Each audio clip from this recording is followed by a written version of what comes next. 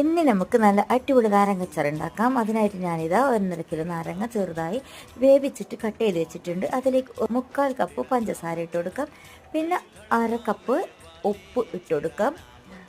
ഉപ്പിട്ടതിന് ശേഷം ജസ്റ്റ് ഇതൊന്ന് മിക്സ് ചെയ്യാം.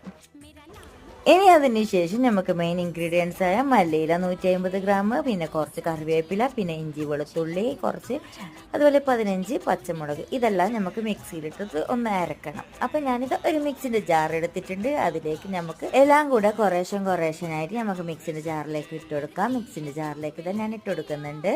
ശേഷം അതിലേക്ക് ഞാനിതാ 1/2 സ്പൂണ് മഞ്ഞൾപ്പൊടി ചേർത്ത് കൊടുക്കുന്നുണ്ട്. എന്നിട്ട് ആവശ്യത്തിന് വിനാഗിരിയും കൂടെ ഒഴിച്ചു കൊടുത്തിട്ട് നമുക്കിതൊന്ന് നന്നായി ഒന്ന് അരച്ചെടുക്കാം. അപ്പം നമ്മൾ മല്ലിയില കൂട്ടെല്ലാം അരച്ചെടുത്തിട്ടുണ്ട്. എന്നിട്ട് നാരങ്ങയിലേക്ക് ഒഴിച്ചു കൊടുത്ത് നല്ലോണം ഒന്ന് മിക്സ് ചെയ്തെടുക്കുക. ഇതൊരാഴ്ച കഴിഞ്ഞ് കഴിഞ്ഞാൽ നമുക്ക് നല്ല അടിപൊളി ടേസ്റ്റിൽ അച്ചാർ കഴിക്കാവുന്നതാണ്. ഇതിൻ്റെ ഫുൾ വീഡിയോ എൻ്റെ ചാനലിൽ